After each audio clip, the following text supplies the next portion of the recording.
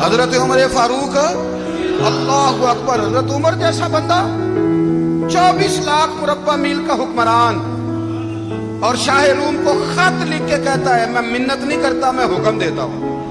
اتنا تگڑا بندہ جنگ قادسیہ کے لیے حضرت سعد بن ابی وقاص کو بھیجا، فتوح شام پڑھ کے دیکھیں۔ حضرت عمر بڑے پریشان ہیں، اتنے دن ہو گئے کوئی رپورٹ ہی نہیں آئی۔ اب تو موبائل ہے نا، ایک ایک منٹ کی رپورٹ لیں آپ، بلکہ آپ ایک ایک منٹ کی فوٹو لیں، آپ رپورٹ تو دور رہ گئی۔ حضرت عمر فاروق رضی اللہ تعالیٰ عنہ بڑے پریشان ہیں کہ قادسیہ میں حضرت سعد بن ابی وقاص کے ساتھ لوگ جہاد کرنے کے رپورٹ کوئی نہیں آ رہی۔ اتنے پریشان تھے کہ باہر نکل کے نا اس رستے پہ بیٹھ جاتے جو رستہ قادسیہ کی طرف سے آتا تھا، جو بھی آتا جاتا پوچھتے جنگ کے کیا حالات ہیں۔ ادھر جب اللہ نے فتح دے دی نا تو حضرت سعد بن ابی وقاص رضی اللہ تعالیٰ عنہ نے ایک قاصد کو خط دے کے بھیجا، کہنے لگے عمر کے پاس جاؤ، انہیں اطلاع دو کہ الحمدللہ اللہ نے اسلام کو فتح عطا کر دی۔ یہ حضرت عمر کو جا کے دینا، وہ بڑے پریشان ہوں گے۔ وہ جو اس زمانے میں اس طرح ہوتا تھا کہ کئی دور دور سے صحابہ جو دوسرے شہروں کے ملکوں کے رہنے والے ہوتے تھے وہ بھی آ کے شامل ہو جاتے تھے جہاد میں۔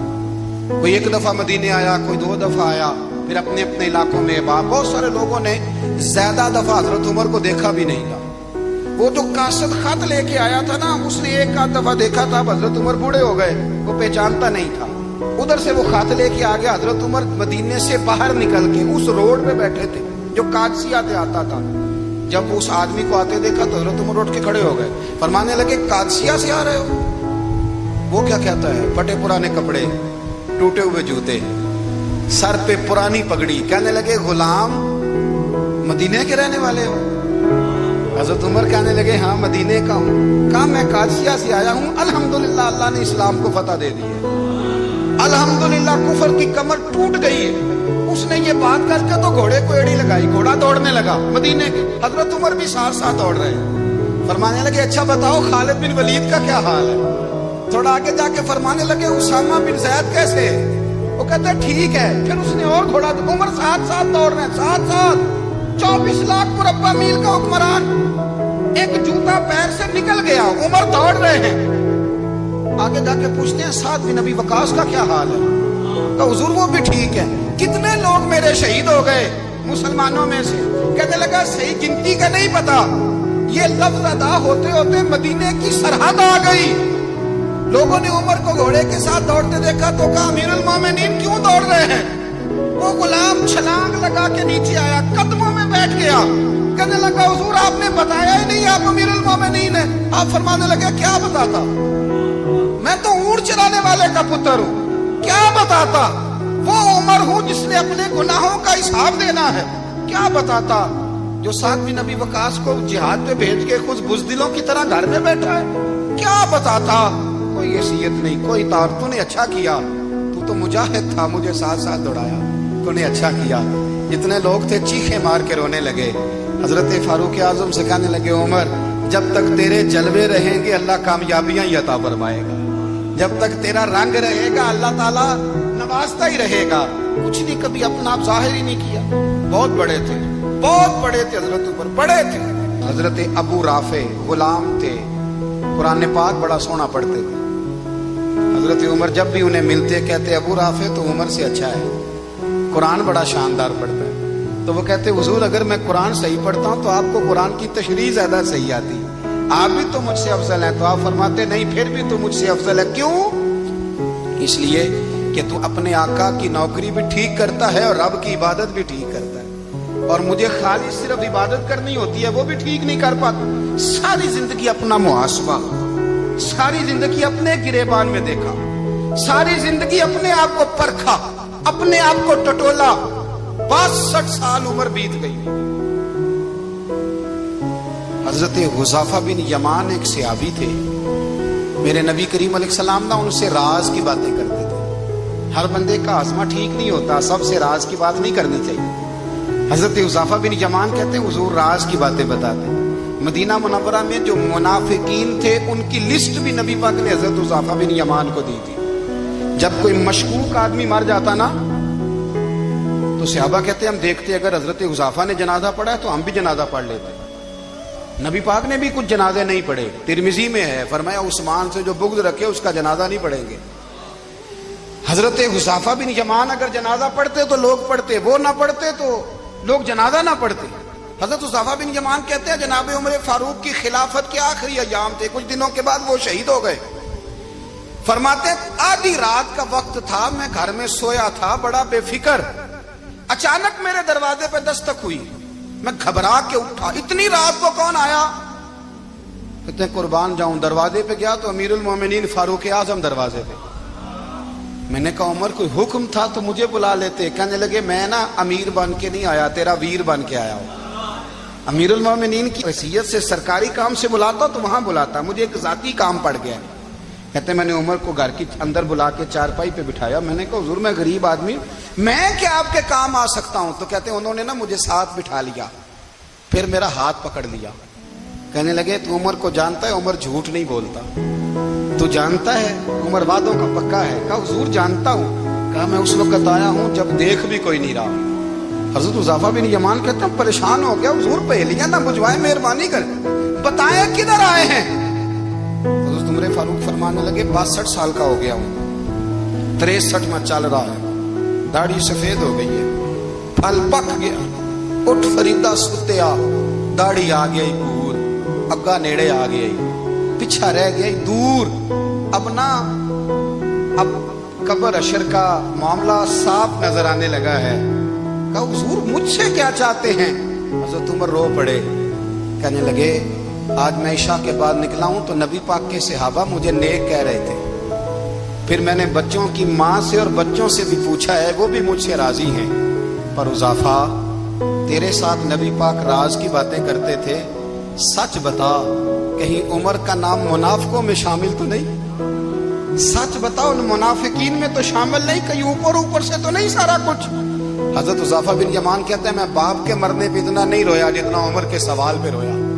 میں قدموں میں بیٹھ گیا، میں نے کہا نہیں عمر یہ تو میں نے نہیں سنا، لیکن یہ میں نے نبی پاک سے ضرور سنا ہے کہ میرے بعد اگر کوئی نبی ہوتا تو عمر ابن خطاب ہوتا۔ یہ میں نے اپنے کانوں سے سنا ہے کہ عمر جس گلی سے گزرے شیطان رستہ بدل جاتا ہے۔ یہ میں نے اپنے کانوں سے سنا ہے کہ 950 سال حضرت جبریل جناب عمر کی شان بیان کریں تو پھر بھی بیان نہیں ہو سکتا، یہ میں نے ضرور سنا۔ دوستو ساری زندگی حضرت عمر نے اگر دوسروں کا محاسبہ کیا تو اپنا اور اپنے بچوں کا بھی کڑا خیال رکھا، اپنی ذات پر بڑی توجہ دی۔ جو لوگ اپنا بھول جاتے نا، ہمیں اپنی صحت کا بڑا خیال ہے لیکن اپنی روحانی زندگی کا کوئی خیال نہیں ہے۔ حضرت عمر فاروق رضی اللہ تعالیٰ عنہ نا باہر والوں کا بھی بڑا سخت حساب کرتے تھے، بڑا ایک گورنر صاحب نے لباس بڑا شاندار پہننا شروع کر دیا تھا تو حضرت عمر نے اتروا کے نا تو انہیں ٹاٹ کا لباس پہنا کے تو اونٹ چرانے کی ڈیوٹی دے دی تھی، اتنا سخت احتساب کرتے۔ کسائی کی دکان پر بھی 1-2 گھنٹے کھڑے ہوتے تھے، جو آدمی مسلسل 2 دن گوشت خریدتا تھا نا فرماتے تھے اس کا ٹیکس بڑھا دو، لوگوں کو دال نہیں مل رہی اور یہ روز گوشت کھاتا ہے۔ حضرت فاروق اعظم اس کو جزیہ کہا جاتا تھا یا کچھ اور معاملات ہوتے تو بڑھا دیتے تھے۔ مسلسل جو 2 دن آدمی گوشت کھاتا تھا فرماتے تھے مدینے میں غربت ہے، اگر یہ والا نظام تم کرو گے تو غریب لوگ کس کی طرف دیکھیں گے؟ لیکن اس سے زیادہ بڑھ کر جو ان کی زندگی کا معیار اور سٹیٹس تھا وہ یہ تھا کہ اپنے گھر کا خاص خیال رکھتے، خاص توجہ کرتے۔ ملک شام سے اور ایران سے کچھ لوگ آپ کی خدمت میں آئے تو وہاں سے کچھ کنیزیں بھی آئیں، ان کے بادشاہ کا پیغام لے کے۔ شاہ ایران کی کنیز کو ملکہ نے کہا کہ نا حضرت عمر کی زوجہ کو دیکھ کے آنا ذرا کس طرح کی۔ ہمارے ملک میں کیا کہتے ہیں خاتون اول، باقی سارے دووں میں خاتون اول، ذرا خاتون اول کو دیکھ کے آنا۔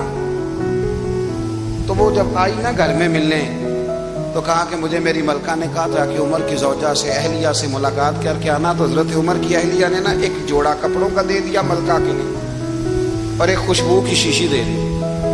اب جب وہ تحفے وہاں گئے تو اس ملکہ نے نا کچھ سونے کا سامان بھیجا، کچھ زیورات بھیجے، کچھ تحائف بھیجے۔ جب حضرت عمر کے گھر آئے نا وہ خادم لے کے آیا، اس نے کہا جی آپ کی اہلیہ نے تحفے بھیجے تھے، تو جواب میں شاہ ایران کی بیوی نے یہاں جس ملک کا وہ سفیر تھا انہوں نے بھی یہ بھیجے۔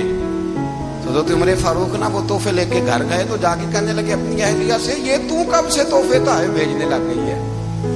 یہ کب سے نظام شروع ہو گیا؟ تو کہ حضور تحفہ دینا لینا تو ٹھیک ہے، سنت ہے، محبت بڑھتی ہے، تو یہ کوئی قباحت نہیں، اور میں نے اپنی ذاتی استعمال کے لیے جو چیزیں رکھی تھی وہ میں نے دی ہیں۔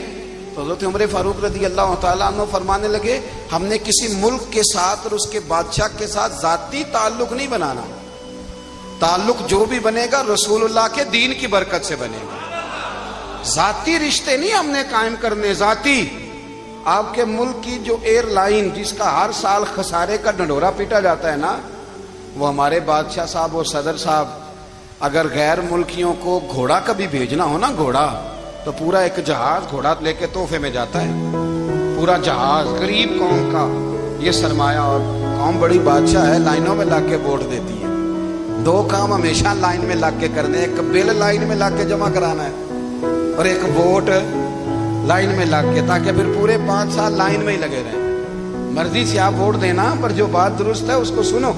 حضرت عمر فاروق رضی اللہ تعالیٰ عنہ نے اپنی اہلیہ سے پوچھا کتنے کا تھا وہ تیرا جوڑا اور خوشبو کی شیشی؟ انہوں نے کہا 3 دینار کی۔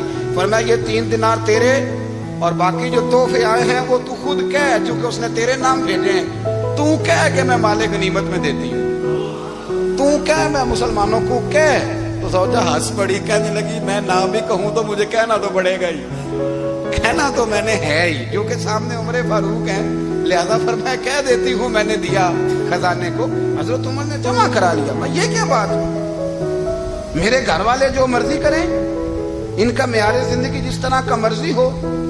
اور حضرت عمر ایک جملہ کہا کرتے تھے، اللہ کرے کہ یہ باتیں اس دور حاضر میں ہماری سمجھ میں آئیں۔ حضرت عمر فاروق رضی اللہ تعالیٰ عنہ اپنے بچوں کو فرمایا کرتے تھے کہ بہت آدمی کو بھوک لگی ہو نا، اور پھر اس کی پسند کا کھانا پکا ہو، جتنے شوق سے وہ اس کھانے کو دیکھتا ہے نا، فرمایا اس طرح پوری قوم اپنے بادشاہوں کے خاندان کو دیکھتی ہے، اس تیزی کے ساتھ دیکھتے ہیں کہ ان کے گھر میں کیا ہو رہا ہے، ان کا معیار زندگی کیا ہے، ان کا سٹیٹس کیا ہے۔ آپ کے بچے دونوں کاروبار کے لیے مصر گئے، ایک بہت بڑا قافلہ گیا مدینے سے مصر تجارت کے لیے، تو یہ گئے تجارت کے لیے، تو حضرت عبداللہ ابن عمر، حضرت عبید اللہ ابن عمر، حضرت عمر کے دونوں بیٹے گئے۔ جناب عمر فاروق کے بچے جب وہاں پہنچے تو مصر کے گورنر نے نا لوگوں کو تعارف کرایا کہ یہ عمر فاروق کے بیٹے ہیں۔ ایک چھوٹی سی بات کر دوں، کہ چودھری کے بیٹے کو کون بتاتا ہے کہ تو چودھری کا بیٹا ہے؟ باہر والے بتاتے ہیں، گھر والے۔ اور سیٹھ صاحب کے بیٹے کو کون بتاتا ہے کہ تو سیٹھ صاحب کا بیٹا ہے؟ اور مالک کو کون بتاتا ہے کہ تو مالک کا بیٹا ہے اور یہ کرایہ دار ہے؟ یہ کون بتاتا ہے؟ یہ سوچ ہم دیتے ہیں بچوں کو، چودھری اور کمی کی سوچ، امیر اور غریب کی سوچ، مالک اور کرایہ دار کی سوچ، گھر کے مالک کی اور کام کرنے والے کی سوچ، یہ ہم دیتے ہیں۔ یاد رکھنا، یہ ہم دیتے ہیں، یہ ہمارا مزاج ہے، یہ باہر سے نہیں آتی۔ تو کوئی شہزادہ ہے، تو سیٹھ ہے، تو نواب ہے، یہ سوچ باہر سے نہیں آتی، یہ اماں سوچ دیتی ہے، اماں، یہ ابا سوچ دیتا ہے۔ اور پھر جب تباہی اترتی ہے تو اس کے ذمہ دار بھی باہر والے نہیں ہوتے، گھر والے ہوتے ہیں، گھر والے۔ ہمارے بچوں کی طبیعتوں پر زیادہ نقش باہر والوں کا نہیں ہوتا، گھر والوں کا ہوتا ہے، یاد رکھیے گا۔ حضرت عمر فاروق رضی اللہ، بچے ہیں، شہزادے ہیں، وہ کاروبار کرنے گئے اور وہاں بتایا گورنر صاحب نے کہ یہ فاروق اعظم کے بچے ہیں، امیر المومنین کے۔ لوگوں نے ان سے زیادہ مال خریدا، تجارت میں زیادہ نفع ہوا، ظاہر ہے کہ وہ آپ کے جو اللہ خیر کرے حکمران ہیں، ان کے کاروبار کتنے ملکوں میں ہیں، کس بنیاد پر ہیں؟ وہ صرف اس بنیاد پر کہ وہ حکمران رہے، ان کے لیے آسان تھا بڑے لوگوں سے تعلقات بنانا۔ حضرت عمر فاروق رضی اللہ تعالیٰ عنہ کے بچے ڈھیروں مال کما کے جب واپس آئے نا، تو حضرت عمر سے آ کے بچوں نے بطور محبت کا، ابا جی اللہ نے بڑا ہی فضل کیا ہے، بڑا مال کمایا الحمدللہ، یہ دیکھیں کتنا نوازا ہے۔ تو حضرت عمر کہنے لگے سارے قافلے نے اتنا ہی کمایا ہے؟ سارے قافلے نے اتنا ہی کمایا ہے؟ کہ حضور نہیں، سارے قافلے نے اتنا نہیں کمایا، سب کو اتنا نہیں ملا۔ وہ تو وہاں گورنر صاحب نے لوگوں کو تعارف کرایا تھا کہ یہ عمر کے بچے ہیں، تو لوگوں نے پھر ہم سے بڑا ہی خریدا۔ تو حضرت عمر فرمانے لگے ٹھیک ہو گیا، میں بات سمجھ گیا، اس طرح کرو، جو تمہاری اصل زر تھی نا، جو راز تھی، وہ رکھ لو اور باقی سارا مال خزانہ میں جمع کرا دو، اس لیے کہ یہ تم نے تجارت نہیں کی، یہ تم نے اپنے باپ کا نام بیچا ہے، یہ تم نے امیر المومنین کے بیٹے ہونے کا فائدہ اٹھایا ہے۔ فرمایا یہ تمہارا نہیں حق، یہ مسلمانوں کا ہے، اس لیے کہ یہ مال تم نے محنت سے نہیں کمایا، یہ باپ کی کرسی کا فائدہ اٹھایا ہے۔ اور فرمایا اگر تم نے مال جمع نہ کرایا تو میں مال بھی لے لوں گا زبردستی اور کوڑے بھی ماروں گا، ڈبل سزا دوں گا، مرضی سے جمع کراؤ گے تو کوڑوں سے بچ جاؤ گے۔ بڑے بیٹے نے تو جمع کرا دیا تو چھوٹا تھوڑا پریشان ہوا، تو حضرت عبداللہ ابن عمر چھوٹے بھائی کا ماتھا چوم کے کہنے لگے بیٹے چپ کر کے جمع کرا، یہاں بھی فخر کر کے ہم عمر کے بیٹے ہیں اور قیامت میں بھی فخر کریں گے کہ ہم فاروق اعظم کے بیٹے ہیں، یہاں بھی ناز کریں گے اور وہاں بھی ناز کریں گے کہ عمر کے بچے ہیں۔ ہمارے باپ نے خود بھی حلال ہی کھایا ہے اور جب ہماری کمانے کی باری آئی ہے تو ہمیں حکم بھی حلال کھانے کا دیا ہے۔ بھائی ہمارا مزاج نہیں، بچہ جب لے کے آتا ہے 2 لاکھ روپیہ تو کبھی پوچھے کہاں سے آیا ہے؟ جب وہ پہلے دن غلط دوستوں کے پاس جا کے بیٹھتا ہے تو کبھی نکالا ہے گھر سے اسے؟ یہ بہت سارے خمیازے ہمیں اس لیے بھگتنے پڑتے ہیں کہ ہم ابتدا میں سوراخ بند نہیں کرتے، جب اس میں شگاف پڑ جاتا ہے، سیلاب آتا ہے تو ہمیں ہوش آتی ہے۔ حضرت عمر نے اپنے گھر میں نگرانی رکھی، کڑی نگرانی، زیادہ نماز گھر میں پڑھتے تھے حضرت عمر، نفلی نمازیں زیادہ کیوں بلا؟ میرے اصحاب مجھے حکم دیتے تھے کہ فرض نماز کے علاوہ نمازیں گھر میں پڑھنا، بچوں کو عادت پڑے گی، ذوق پیدا ہوگا، ان کو پتہ چلے گا کہ ہمارے گھر میں 5 وقت کوئی اور کام بھی ہوتا ہے۔ بھائی یاد رکھیں کہ آپ نے اگر سجدہ کرنا ہے تو بچہ لیٹ جائے گا، اسے پتہ کوئی نہیں سجدہ کیا ہے، لیکن جب گھر میں کبھی قرآن ابا جی کھول لینا، میں اکثر کہتا ہوں جب ابا جی کا موڈ بن جائے نا لیکچر دینے کا، وہ گھر میں شروع ہو جاتے ہیں، کہتے ہیں آپ لوگ نماز نہیں پڑھتے اس لیے میرے کاروبار میں برکت کوئی نہیں، تم سویرے قرآن پاک نہیں کھولتے تو میں تباہ ہو گیا۔ تو میاں آپ نے کب گھر میں قرآن پاک کھولا تھا؟ آپ نے کب نماز پڑھی؟ آپ نے کب گھر کے اندر اللہ رسول کا ذکر کیا تھا؟ آپ نے کب حدیث چھیڑی؟ آپ نے بھی تو گھر کے اندر جب بھی آپ آئے ہیں تو آپ نے وہی کچھ کیا ہے جو دنیا دار کرتے ہیں۔ آپ بھی تو اپنا موبائل لے کے الگ کونے میں بیٹھ گئے، آپ نے بھی تو کہا ہے کہ اب تمہارے چینل ختم، اب میری مرضی والا چلے گا۔ تو جو آپ نے کیا ہے بچے بھی وہی کام کریں گے۔ آپ نے بھی گپ شپ لگائی ہے تو وہ بھی لگا رہے ہیں۔ یہ سمجھ لیں جو کام آپ کریں گے آپ اپنے بچوں کی سیرت میں اس کا جلوہ دیکھ لیں گے۔ بڑی پکی سی بات ہے کہ آپ کو بچے کی عادتیں دیکھ کے سمجھ آ جائے گی کہ میں بھی یہی کرتا تھا اور یہ بھی۔ حضرت عمر فاروق رضی اللہ تعالیٰ عنہ وصال فرما گئے تو آپ کے وصال کے بعد حضرت عثمان غنی رضی اللہ تعالیٰ عنہ نے آپ کی ایک بیوہ سے نکاح کیا، حضرت عمر کی ایک بیوہ سے۔ جب وہ آپ کے نکاح میں آئی تو کہنے لگی حضرت عثمان غنی سے کہ حضور نہ تو میں خوبصورت ہوں اور نہ میں جوان ہوں، نہ آپ کی کوئی خدمت کر سکتی ہوں، میرے ساتھ نکاح کرنا سمجھ میں نہیں آیا۔ کیا شاندار جواب دیا حضرت عثمان غنی نے، کیا خوبصورت جواب دیا۔ فرمانے لگے میں نے اس لیے نکاح نہیں کیا کہ مجھے تمہارے حسن سے دلچسپی تھی یا تمہاری خدمت کی ضرورت تھی، میں نے تو اس لیے نکاح کیا ہے کہ مجھے بتاؤ عمر فاروق گھر کے اندر اپنے رب کی عبادت کس طرح کرتے تھے، وہ قرآن پاک کس طرح پڑھتے تھے، وہ رویا کیسے کرتے تھے، استغفار کا طریقہ کیا، کس وقت کس انداز میں وہ اپنے رب کو یاد کرتے تھے۔ اس لیے کہ عمر کئی دفعہ گھر سے آتا تھا تو میں اس کے چہرے پر نور دیکھا کرتا تھا، میں روشنی دیکھتا تھا، ایک معیار دیکھتا تھا۔ نکاح اس لیے کیا ہے کہ مجھے عمر کی جو گھر کے اندر کی عبادت ہے اس سے آگاہ کرو، تاکہ عثمان غنی بھی چاہتے ہیں اس طرح کے عمل کرو جس طرح کے عمر فاروق کر کے گئے ہیں۔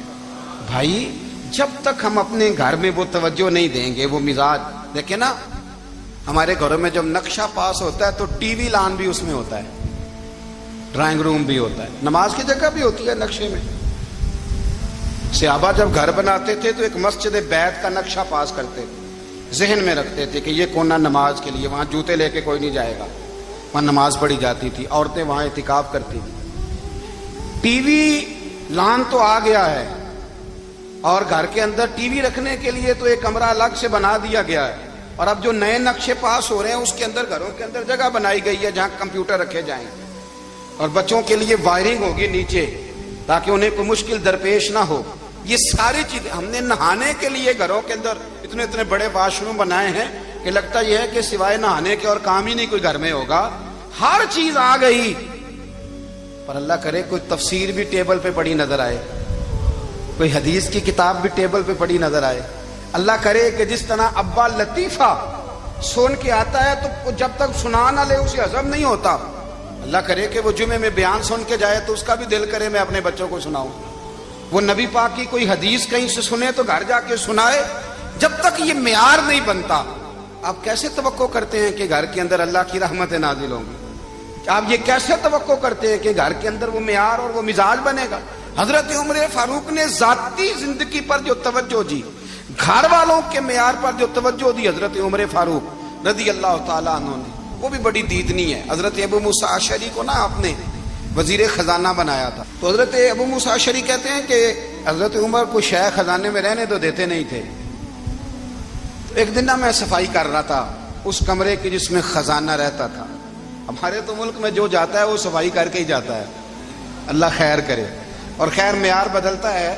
جو پچھلی حکومت ہوتی ہے وہ قرضہ اٹھاتی ہے، وہ باہر سے جاتی ہے تو قرضہ لے کے آتی، اور جو نہیں آتی ہے وہ کہتی ہے ہمیں پیکج مل گیا ہے. وہ قرضہ نہیں اٹھاتے. ان کو کیا ملتا ہے؟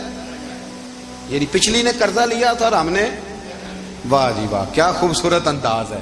اس کا نام بدل کے نا، انہوں نے قرضہ لیا تھا اور ہم نے، میں کہا بڑے شاندار سیانے بندے ہو گئی. حضرت سیدنا ابو موسیٰ اشعری کہتے ہیں کہ میں نے نا مال غنیمت کی صفائی کی تو 1 دینار مجھے نا کہیں پڑا ہوا مل گیا. تو فرماتے ہمیں اجازت ہوتی تھی کہ 1 دینار ہم اپنی مرضی سے کہیں خرچ کر سکتے تھے. اگر آپ ناراض نہ ہوں تو ہمارے ہاں جب چیئرمین صاحب، ناظم صاحب ٹھیکے دیتے ہیں تو ٹھیکیدار ان کا چھوٹا بھائی ہوتا ہے، یا چچا کا بیٹا ہوتا ہے، یا خالہ کا بیٹا ہوتا ہے. وہ خود ناظم ہوتے ہیں اور ان کا چھوٹا بھائی ٹھیکیدار ہوتا ہے. یعنی وہ نا سارا کچھ گھر کے اندر ہی رہتا ہے. گھر کے اندر ایک پیسہ دیتا ہے، دوسرا واپس اس کو واپس کر دیتا ہے، گھر کے اندر ہی. اب تو خیر ہمارے لوگ سمجھدار ہو گئے. ایک بندہ ایک سیاسی جماعت میں ہوتا ہے، دوسرا دوسری میں، اور تیسرا جس کی بھی حکومت آئی حکومت تو ہماری رہے گی نا. ایک بندہ تو ہے نا اس جماعت میں. یہ اچھا لوگوں نے ایک طریقہ نکالا ہے. تو حضرت عمر کے بیٹا گزر رہا تھا تو حضرت ابو موسیٰ اشعری کہتے ہیں میں نے صفائی کی تو 1 دینار نکلا. تو میں نے وہ 1 دینار نا حضرت عمر کے بیٹے کو دے دیا. میں نے کہا لو بیٹا اپنے چچا کی طرف سے تحفہ. تو گھر جا کے انہوں نے حضرت عمر کو بتایا کہ چچا نے پیسے دیے ہیں. چھوٹے بچے تھے. حضرت عمر نے حضرت ابو موسیٰ اشعری کو بلا لیا اور بلا کے فرمانے لگے میں تو تمہیں اپنا دوست جانتا تھا اور تم نے میری اولاد کو ہی دنیا دار بنانا شروع کر دیا. میرے بچوں کو ہی تم نے دنیا دار پیسوں پہ لگانا شروع کر دیا. میں تو تمہیں یار سمجھتا تھا. فرمایا تمہیں چاہیے تھا میرے بیٹے کو نصیحت کرتے کہ بیٹا پیسوں سے رب راضی نہیں ہوتا، اس کی رضا والے کام کیے جائیں تو رب راضی ہوتا ہے. اور فرمایا تمہیں کوئی اور گھر نہیں ملا تھا تباہ کرنے کے لیے، میرا ہی گھر ملا تھا. اٹھاؤ اپنا دینار اور خبردار آج کے بعد میرے بچوں کے ساتھ یہ والی نیکی نہ کرنا. اور ہمارا کیا سٹیٹس ہے؟ دوستی ہے اس سے جو تحفے زیادہ دے، جو بچوں کو خراب کرنے میں مدد زیادہ کرے، اس کے ساتھ گرانا. حضرت عمر نے گھر پہ اور سب سے بڑھ کر اپنی ذات پہ توجہ کی. حضرت ابو مالک رضی اللہ تعالیٰ عنہ کہتے ہیں میں عمر کے پیچھے پیچھے ایک باغ میں گیا، اکثر اس باغ میں جایا کرتے تھے. اور عمر جا کے نا تو درخت کے نیچے بیٹھ گئے اور فرمانے لگے او امیر المومنین اللہ سے ڈر جا، ورنہ جس رب نے حکومت دی ہے وہ عذاب بھی بڑا دے گا. ڈر جا رب سے. کبھی ساری زندگی حضرت عمر نے اپنا کوئی تعارف نہیں کرایا، کبھی نہیں. ایک بندے نے آپ کے سامنے تعریف کر دی آپ کی تو فرمانے لگے تو خود بھی ہلاک ہوا اور مجھے بھی ہلاک کر دیا. کیا ضرورت پڑی ہے میری تعریفیں کرنے کی؟ اتنی دیر میری تعریف میں لگائی. اللہ کا ذکر کرتا رب تجھے ثواب دیتا، حضور پہ درود پڑھتا تو رب تیرے اوپر رحمتیں نازل کرتا. کس چکر میں ہے؟ آج جتنا اچھی کوئی خوشامد کرے اتنی اچھی وزارت ملتی ہے، جتنی اچھی اس کو جو ہے وہ چاپلوسی کرنی آیا درجہ بھی اسے اتنا ہی اچھا ملتا.